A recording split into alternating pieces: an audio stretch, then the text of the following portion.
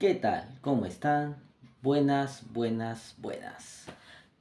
Nuevamente Ezequiel irrumpiendo en tu navegación por YouTube para mostrarte mi corazón rojo y blanco bajo mi pecho carbón. Y no voy a hablar del partido. No voy a hablar de Maturín, no voy a hablar de la tribuna venezolana, no voy a hablar de las pifias al himno, no voy a hablar del referee ni de la manera chechelevesca en la que fuimos arbitrados. No voy a debatir sobre si fue un partido justo, si fue un asalto a mano armada, si fue... Dios sabe tantas cosas que se hablan respecto al partido que se jugó esta noche en Maturín. No, no vengo a hablar de eso. Primeramente porque no vi el partido. Por razones ajenas a mi voluntad alcancé a ver algunos minutos, algunos chispazos del famoso jugamos como nunca y perdemos como siempre. Hoy quiero hablar de algo que se dice a veces a voces, a veces entre murmullos, se habla en discusiones de café, se habla en discusiones de bar, se grita fuerte cada vez que la selección fracasa en su proceso eliminatorio, y es la reforma del fútbol peruano. No quiero hablar del partido, ya lo dije, no voy a hacerlo, pero quisiera que me acompañen en este video a hacer una analogía, un pequeño análisis en el que imaginemos todos la realidad actual del fútbol peruano. Imaginemos que la selección, el fútbol peruano, ya propiamente dicho, no solo la selección, sino el fútbol peruano en general, es una pared, como una pared, un muro en el que están ocurriendo filtraciones, un muro que se está dañando. Ves por aquí manchas, otra mancha por aquí, pero de repente por ahí le echas una manita de pintura para que no se vea la mancha y disimule un poco. ¿Me estoy dejando entender? Les explico algo poco mejor. Una participación aceptable en la Copa América, una manito de pintura. Un tercer lugar en la Copa América, otra manito de pintura. Un subcampeonato de América, otra manito de pintura. Y vamos avanzando de nivel. Clasificamos al Mundial, señores, otra manito de pintura. Se jugó el repechaje, otra manito de pintura. Pero no es necesario ser un erudito en la materia, no es necesario ser un ingeniero consumado, un arquitecto o un albañil de amplia trayectoria para saber que esa filtración, esas manchas en la pared que han sido disimuladas con manitos de pintura, en cualquier momento va a colapsar. Y creo que a este punto la pared ya colapsó. El fútbol peruano ya colapsó como institución, de manera deportiva también. Lo que se vio en el partido, según lo que pude ver en los minutos que visualicé, en las opiniones que me dieron algunos amigos con los que pude comunicarme, me dan a entender de que eh, me dan a entender, no, me genera una opinión personal en la que digo que ya no hay más que hacer. Si se dieran esas combinaciones matemáticas con la que venimos luchando no, con la que convivimos ya más de 30 años, desde que yo veo fútbol, obviamente, eh, no, ya llegaron a su límite. Esas combinaciones matemáticas que ya llegaron a su límite, si se dieran en este momento funcionaran, se dieran esas posibilidades de que si Perú gana aquí, Bolivia pierde allá, Venezuela pierde acá, y, y la cuarteta involucrada en la lucha por el séptimo puesto y el repechaje, eh, esas combinaciones ya rocambolescas que suele sacar el hincha del fútbol peruano con tal de ver a su selección en un mundial. Si esas combinaciones se dieran, yo creo que sería otra manito de pintura en la pared o simplemente ponerle un poquito más de cemento para que se disimule. Y creo que ya es hora de que hagamos una reflexión y se tome una decisión definitiva. O tumbamos la pared o seguimos dándole manitos de cemento y pintura para para seguir disimulando las manchas y seguir disimulando la erosión que tiene esa pared para seguir manteniéndola de pie y no pasar por alto que en cualquier momento va a caer. Desde mi punto de vista, esa pared ya cayó y tiene que volver a ser construida desde sus cimientos. ¿A qué me refiero? A que el sistema del fútbol peruano, desde mi punto de vista, está demasiado corroído, demasiado mal administrado. Podría llegar y me atrevería a decir que ella es una administración chicha.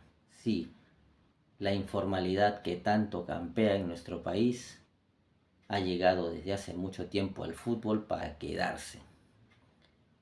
Y empecemos desde las raíces más profundas, que es la Copa Perú. Un torneo destinado a promover el deporte no profesional, el deporte amateur, terminó convirtiéndose en un cementerio de elefantes. ¿Por qué? Porque jugadores profesionales que no tuvieron la oportunidad de jugar o al alcanzar un contrato en un equipo de primera o de segunda división, por el mero fin de mantener la continuidad o de tener un trabajo, fueron a dar a parar a la Copa Perú, a las instancias ya más altas de la Copa Perú, ¿no? Las departamentales, las regionales, y reforzando equipos que iban en camino hacia las instancias finales, ya en pos de ganar el campeonato y conseguir hasta el año 2024 el ascenso a primera división.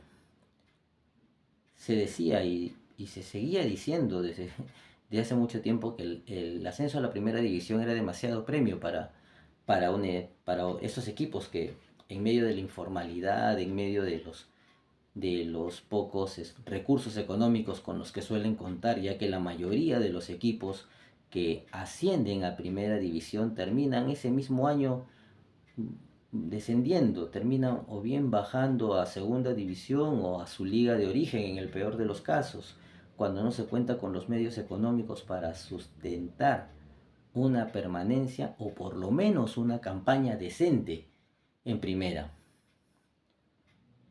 También vamos al tema dirigencial.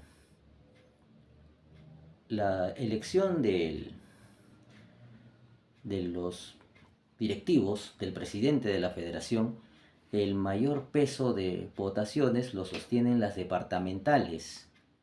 Me hago una pregunta y se la hago también a ti, que me estás mirando en este momento. ¿Dónde se ha visto que los clubes amateurs, que las departamentales, que no practican el deporte de manera profesional, salvo uno o dos clubes que estén dentro de su región departamental, tengan mayor peso electivo que los clubes de primera o de segunda división? Clubes que hablando más en lo que es la primera división, son los clubes que generan más ingresos económicos porque es la liga que se televisa con, con contrato. Son ligas que generan ingresos por taquilla para la federación.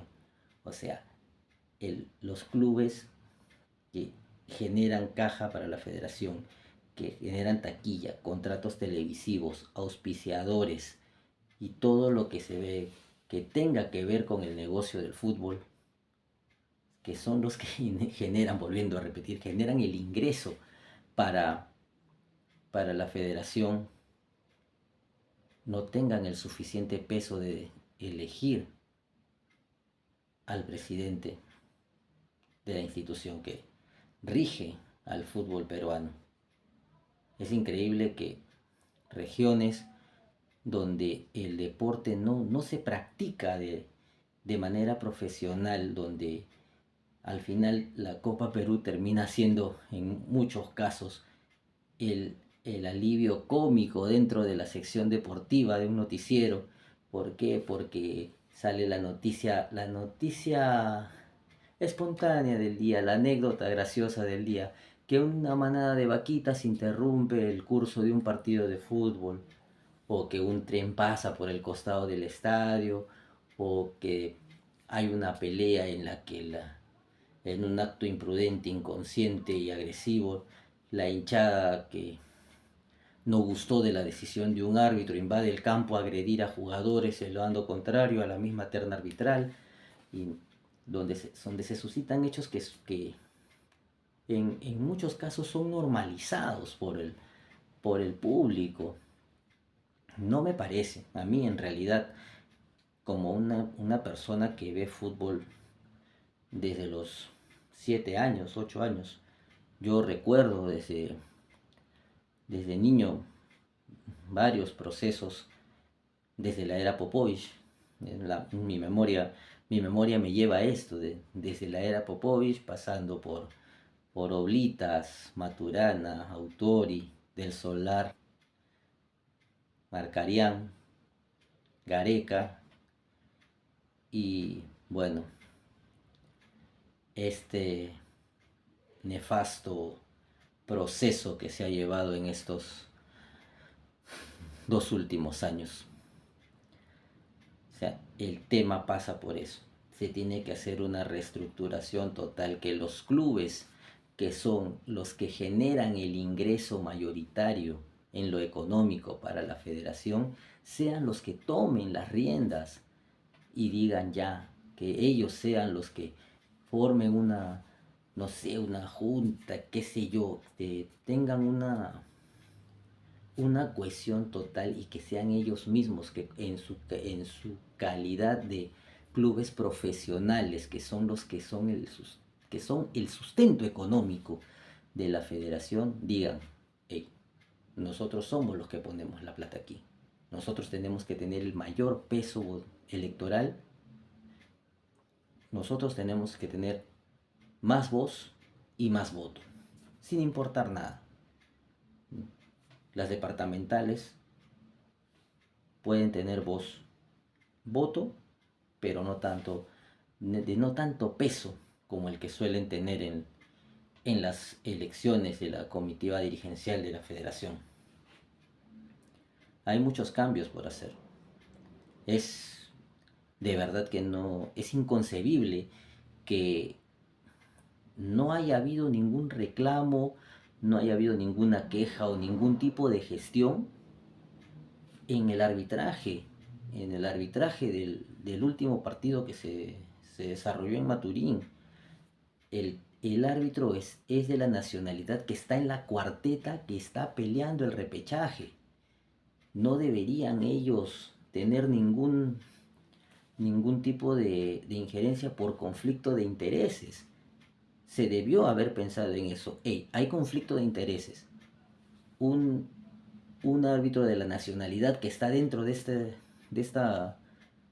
grupito que disputa el repechaje no puede arbitrar a ninguno de la cuarteta. A ninguno. Que nos arbitren los que ya están de primero al sexto lugar. árbitros de esas nacionalidades que vengan a dirigir los partidos acá, más no los que estén involucrados. Faltó peso dirigencial. Ese es otro punto más que hay que resaltar. Es la falta de peso dirigencial. ¿Y a qué se debe nuestra falta de peso dirigencial? Se preguntarán. La respuesta está a la vista.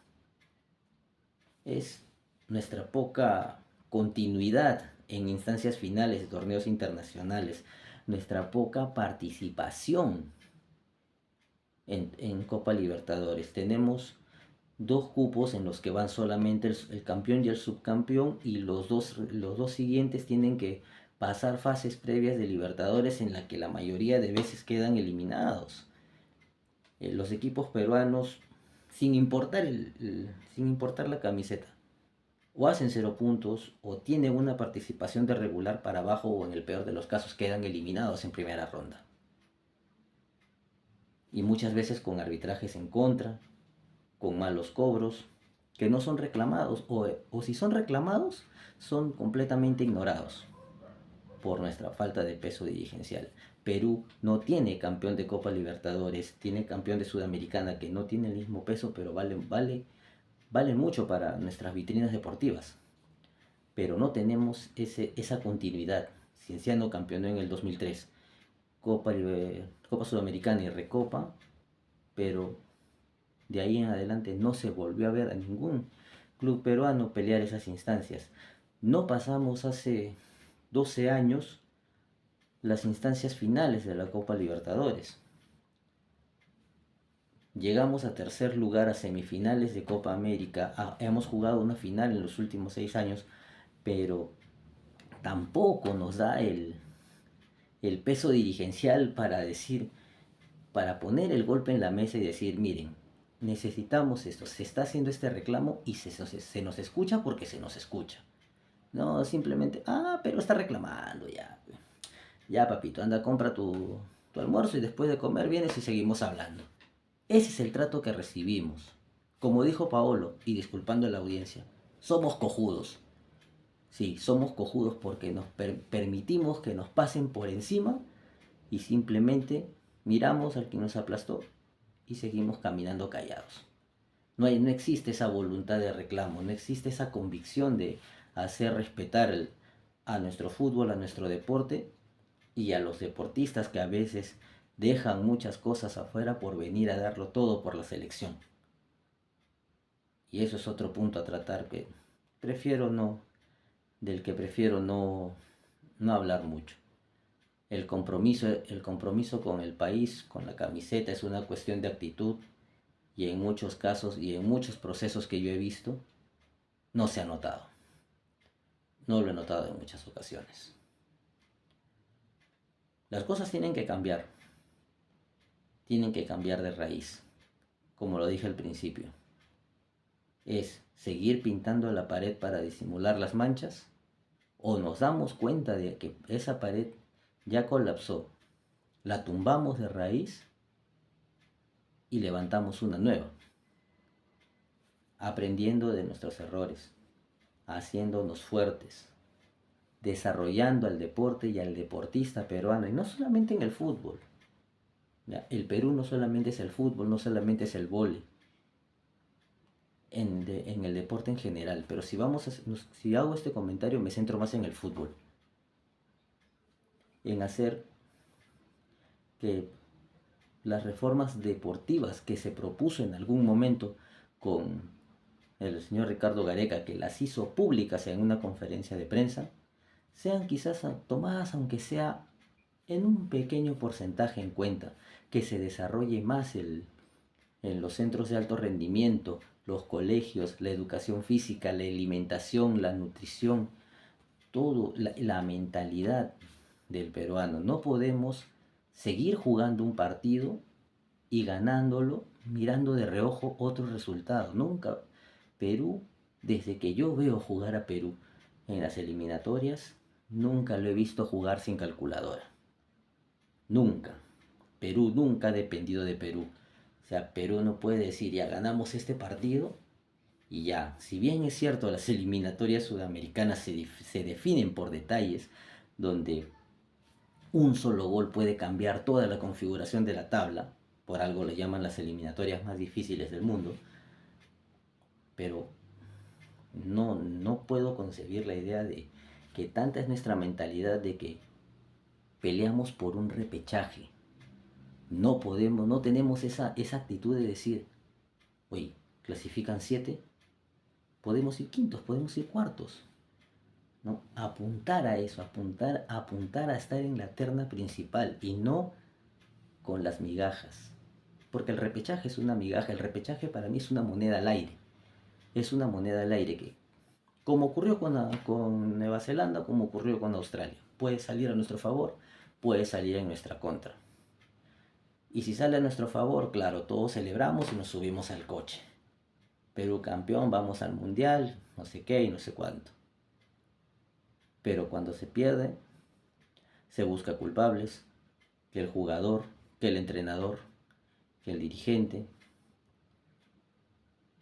Últimamente, todos los periodistas, y en lo poco que escuché de los narradores en el partido, en lo poco que vi del partido de Perú, era en cada jugada que le salía mal a Perú, en cada cobro arbitral que teníamos en contra, los periodistas solían decir, sí, Lozano, eso es tuyo, todo tuyo, Lozano, es tu culpa, lárgate. O sea, señores, las cosas no se van a resolver con Lozano fuera de la federación. Eventualmente, Lozano se va a ir. Más tarde que temprano, o más temprano que tarde, pero se va a ir de la federación. Pero eso no va a ser el cambio, eso no va a marcar el cambio. El cambio lo va a marcar cuando entre una persona con compromiso, con conocimientos, con voluntad de cambiar el fútbol peruano, de hacer una revolución o una reingeniería en el fútbol peruano. Y sobre todo una persona consciente y consecuente con sus ideas. Y que tenga los huevos o los ovarios de hacer cumplir las propuestas y no venderlas por el primer plato de lentejas que le pongan en la mesa. Se los dice un comunicador, un aprendiz de comunicador, un hincha del fútbol, alguien que quiere a su patria mucho más de lo que se imaginan, alguien que de niño lloró cada vez que Perú perdía y caía goleado, un adolescente que compartió la misma impotencia que los adultos a su alrededor cuando un capitán no supo ponerse los pantalones y hacer mover al equipo ante la adversidad que sufrimos en Santiago. Soy el hincha que casi rompe un televisor al ver cómo un jugador falto de compromiso se falló un gol en la puerta del arco. Uno que compartió la impotencia de un hincha que se metió a la cancha porque un árbitro con sus malos arbitrajes, con sus malas decisiones, nos perjudicó. También fui el que celebró y se alegró mucho con una clasificación mundial. Era la primera vez que lo veía después de tantas cosas malas que se vio en la selección. Y ahora que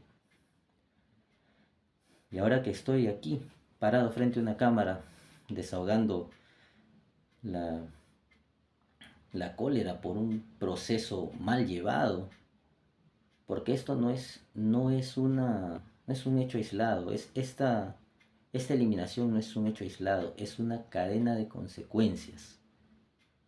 Es una cadena de consecuencias que ya vienen desde muchos años atrás, desde la informalidad en el manejo de la federación. No se hicieron bien las cosas desde el momento. Quieren resolver en 5 minutos lo que no se ha podido resolver en 12 fechas. Y eso no se debe volver a permitir. Necesitamos una reingeniería y una revolución en el fútbol peruano. Y como lo dije anteriormente, esto no se va a resolver solamente con la salida de Lozano, sino con el ingreso de personas comprometidas que quieran al fútbol que quieran al país y que quieran ver siempre a Perú en un mundial como lo queremos la mayoría de peruanos que vemos el fútbol. Nos vemos en un próximo video. Estuviste en la tribuna de Ezequiel. Hoy, mañana y siempre. ¡Arriba Perú!